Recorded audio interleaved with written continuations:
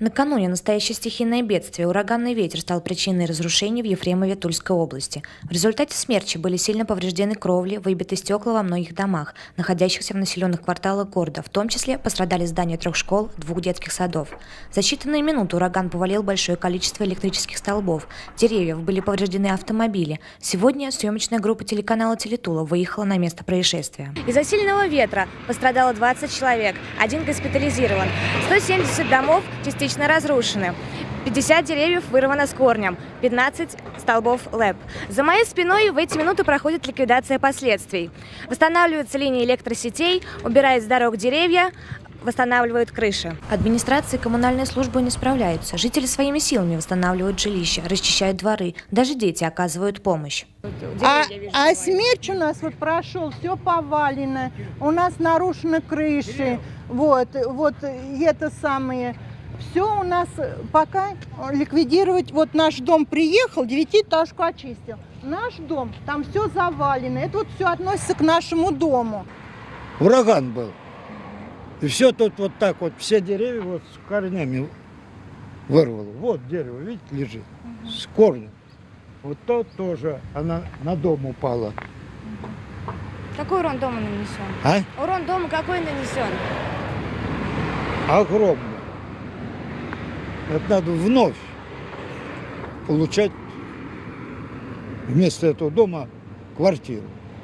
Социальные службы с самого утра осуществляют прием заявления на возмещение ущерба и восстановительные работы. Процедура простая, специалистов достаточно. Многие жители прикладывают к заявлению фотографии причиненного ущерба. Далее в порядке очереди, в зависимости от масштаба разрушений, будет оказываться помощь. У меня частная собственность, а не дом. То есть жилой дом мой не пострадал, моя квартира, а этот дом там не жилой. То есть там жилья нет, то сказали, что это будет вторая очередь. Потому что первая очередь, сейчас очень много людей пострадало, и школы, и сады, то есть им нужнее. Тем более погода плохая, то есть их будут в первую очередь, им будут крыть крыши, спасать, потому что у людей, как это жить, у многих дети, семья, как это. Вот, поэтому, а это во вторую очередь. Сейчас пока своими силами что-нибудь сделать, а там уж как помогут. Сотрудники МЧС, монтеры, строители активно ликвидируют последствия урагана в Ефремове. Усиленные наряды патрульно-постовой службы полиции дежурят в городских кварталах, наиболее пострадавших от шквального ветра. В местной администрации мобильной группы, которые проводили обход пострадавших от смерчи домов, отчитываются о ситуации.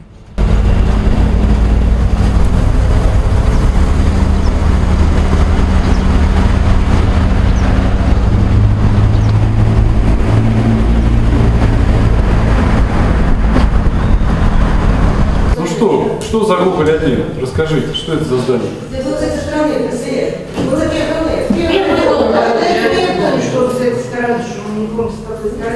Группы только сдали все заявления, они находятся в обработке и вносятся в реестр списков для того, чтобы это мобильно. Я могу взять. Оценить масштабы нанесенного урона и качество проделанных работ прибыли Мурат Зязиков, Егор Атанов и Артур Челенгаров.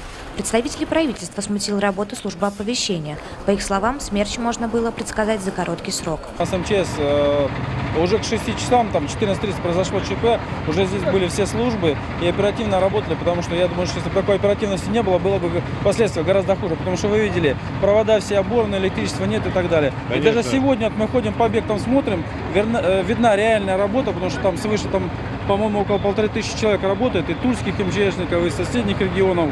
И вообще штаб создан, на самом деле, все структуры здесь работают, представлены все федеральные структуры. Поэтому... Я хочу сказать, что я как специалист могу сказать, что этот смерч предсказуем.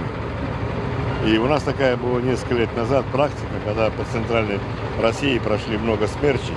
Это кто постарше помнит. Поэтому как работала здесь метеослужба? Каким образом она?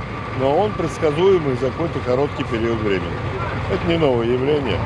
Поэтому, конечно, может быть, слава богу, нет жертв. А разрушения, которые есть, они все, я уверен, будут восстановлены. Школа 2 дня осталось до окончания работы, поэтому они на каникулы ушли. Ущерб, нанесенный Ефремову в результате урагана, составляет около 150 миллионов рублей. Замполпреда президента обозначил, что последствия смерча будут ликвидированы в кратчайшие сроки. Буквально с первых минут была доложена по ситуации уполномоченного представителю президента России в Центральном федеральном округе, это Александр Ильич Беглов.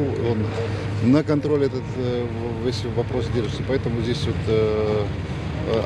любая помощь, которая необходима, необходима региону, с позиции полпредства будет оказана, и я думаю, что очень многое мы сумеем сделать вместе. И самое главное, что самые главные работы до конца, практически до конца месяца будут выполнены. То есть, такие вот. Конечно, там какие-то останутся, какие-то шероховатости, не без этого.